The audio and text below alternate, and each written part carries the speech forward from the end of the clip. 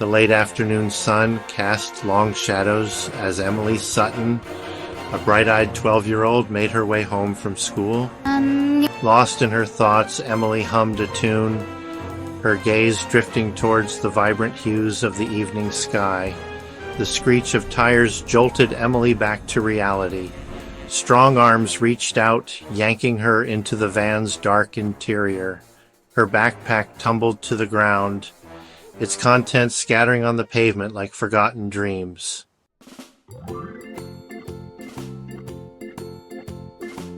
Emily came from a loving, albeit busy, family. It's been another long day at the office, Julie.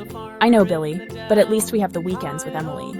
Despite their hectic schedules, Billy and Julie made sure to shower Emily with love and affection, cherishing the precious moments they had together as a family. I love our weekends together, Mom and Dad.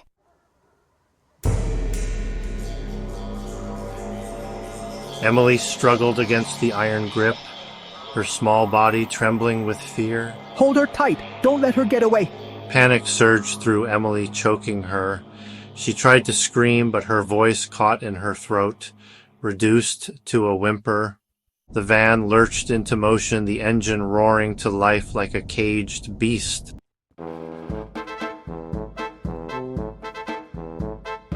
Time lost all meaning as Emily was transported to an unknown location. Rough hands pulled Emily out of the van, her body a dead weight against their grip. Stay quiet, he growled, his voice echoing through the empty warehouse. And don't try anything stupid. Emily huddled on the cold concrete floor, her body trembling uncontrollably.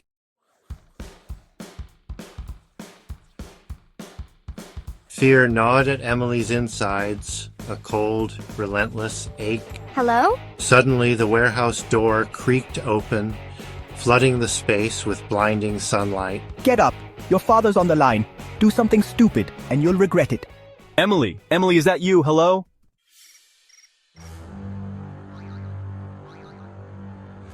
Billy Sutton listened, his blood turning to ice, as the kidnapper's words echoed in his ear. Involve the police, and you'll never see your daughter alive again.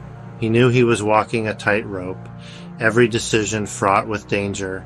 He needed help, someone he could trust, someone who wouldn't hesitate to cross lines he never dared to.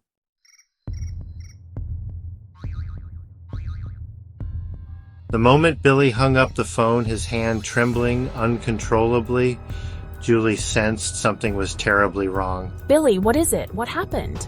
Billy's voice, when he finally spoke, was choked with emotion. No, it can't be true. Julie clung to him, her body racked with sobs. Fear, raw and consuming, pulsed through her veins.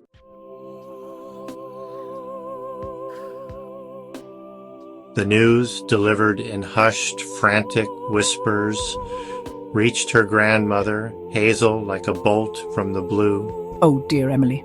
Hazel watched as her daughter, Julie, crumbled under the weight of her grief and terror. We will get her back, Julie, I promise. As the initial shock subsided, a steely resolve hardened Hazel's gaze. It's time to call upon the old ways.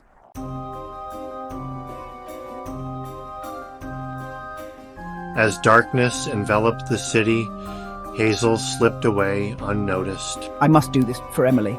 Deep within the bowels of her home, hidden behind an innocuous bookcase, lay a room shrouded in secrecy. It's been so long since I last entered this place. Hazel moved with a practiced ease, her wrinkled hands tracing ancient symbols etched into the stone floor.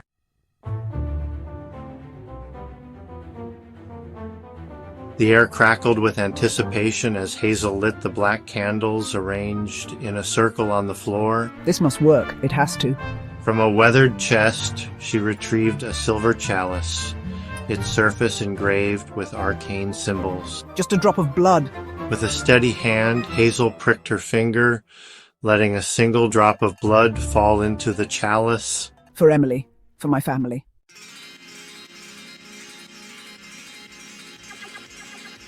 A low growl emanating from the very air itself sent a shiver down Hazel's spine.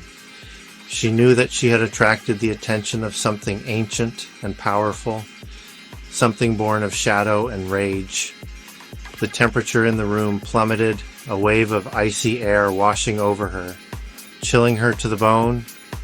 From the depths of the silver chalice, a swirling vortex of darkness began to form, its edges crackling with an otherworldly energy.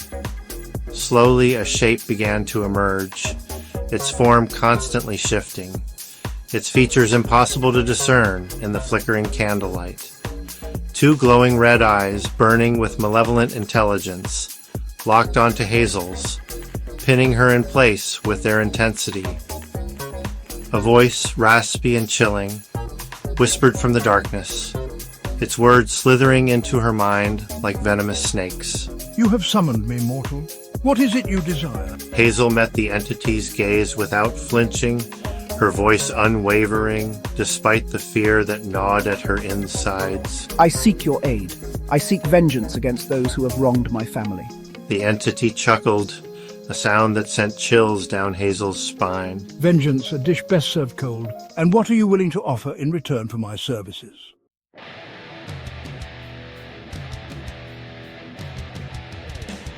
Hazel hesitated for a moment, the weight of her decision pressing down on her.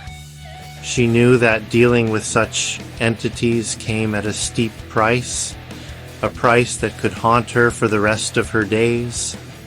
But the thought of Emily, her precious granddaughter, suffering at the hands of those monsters steeled her resolve. Anything. I offer you anything you desire. The entity seemed to savor her desperation, its red eyes burning brighter, its form solidifying into a vaguely humanoid shape.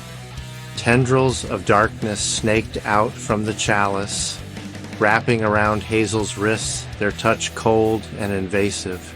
Very well. I will find these kidnappers. I will unleash upon them a torment they cannot even imagine. But know this, mortal, your debt will be paid. I will collect what is owed to me in time. Hazel felt a surge of both relief and dread wash over her. She had unleashed a force of unimaginable power, a force that would stop at nothing to exact its revenge.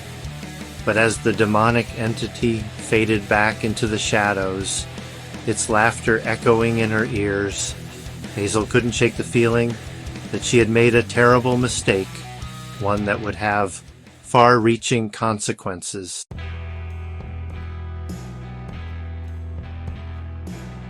The demon moved with a speed that defied the laws of nature, its form shifting and swirling like a phantom in the night. It slipped through the city streets, unseen, unheard, drawn to the foul stench of greed and malice that clung to Emily's kidnappers like a shroud.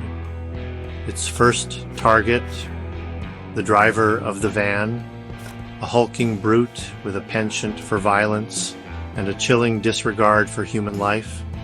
He was alone, parked in a deserted alleyway, the van's engine idling, a cigarette dangling from his lips. He thought he was safe, hidden from the world in his metal cocoon.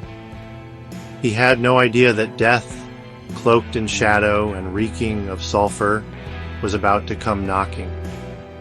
The demon slipped inside the van, its form coalescing in the cramped space behind the driver's seat. The air grew thick with the stench of brimstone, the temperature plummeting as a wave of icy fear washed over the kidnapper. He shivered, his hand trembling as he reached for his lighter, his eyes darting nervously in the rearview mirror. Who's there? He growled, his voice shaky. But there was no answer, only the sound of his own ragged breathing and the pounding of his heart in his ears. He turned, his eyes widening in terror as he saw the demonic entity looming over him, its red eyes burning with an unholy light, its claws bared in a silent snarl. A scream died in his throat as the demon struck, its touch a symphony of pain and terror.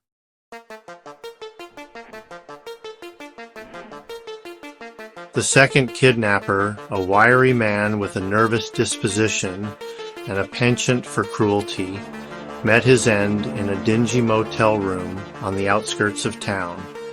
He was counting the money, his fingers tracing the crisp bills with a mixture of greed and anxiety. He hadn't wanted to go through with the kidnapping, but the promise of easy money had outweighed his conscience. Now, as he stared at his reflection in the cracked mirror, he saw the fear etched on his face, the knowledge that he had crossed a line from which there was no turning back. The demon materialized from the shadows, its form shifting and swirling like smoke in the stale air. The kidnapper spun around, his eyes widening in terror as he saw the entity standing in the doorway, its red eyes burning with an infernal light, its claws dripping with an unknown ichor. He scrambled back, his cries for mercy drowned out by the pounding of his own blood in his ears. But the demon was relentless, its movements swift and silent, its touch both agonizing and exhilarating. It moved like a predator toying with its prey, its laughter echoing in the small room, a chilling counterpoint to the kidnapper's screams. As the life drained from his eyes, the kidnapper knew that he was facing a justice far more ancient and terrible than anything man could have devised. And in those final moments of terror, he understood the true meaning of regret.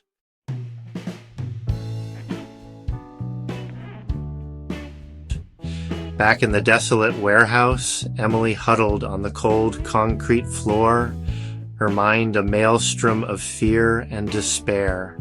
She had heard her captors' muffled cries, the sounds of their agony echoing through the vast emptiness, each scream a fresh wave of terror washing over her. She didn't know what was happening, but she knew that something was terribly wrong. The bonds that held her wrists and ankles seemed to loosen, their grip weakening with each passing moment. She tested them, her heart pounding in her chest, and found that she could move her hands, her feet. She was free, but free to do what? Where could she go? As if in answer to her unspoken question, the warehouse door creaked open, bathing the space in blinding sunlight.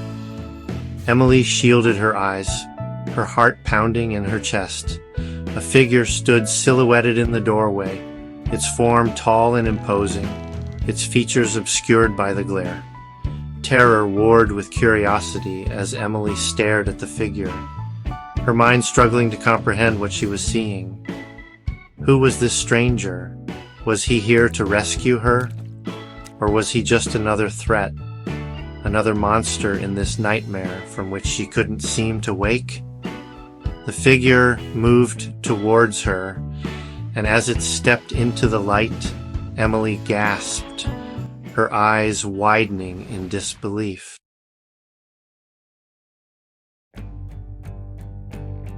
Grandma, how did you find me? Hazel knelt beside her granddaughter, her eyes welling with tears, as she examined Emily for any signs of injury. It's all right, darling. It's all over now. You're safe. Emily clung to her grandmother, her small body racked with sobs, the terror of the past few hours finally finding release in a torrent of tears. She didn't understand how her grandmother had found her, but she didn't care. All that mattered was that she was safe, that her nightmare was finally over. Hazel held her granddaughter close, her heart aching for the ordeal Emily had endured. She had made a pact with a dark entity, a pact she knew would have consequences, but she would face those consequences when they came. For now, all that mattered was Emily's safety, her family's happiness. As they made their way out of the warehouse, the rising sun casting long shadows that stretched out behind them like specters of the night, Hazel couldn't shake the feeling that this was just the beginning. The demon had fulfilled its part of the bargain, but it had also promised that her debt would be paid, and Hazel knew deep in her heart that the price of her actions would be steep indeed.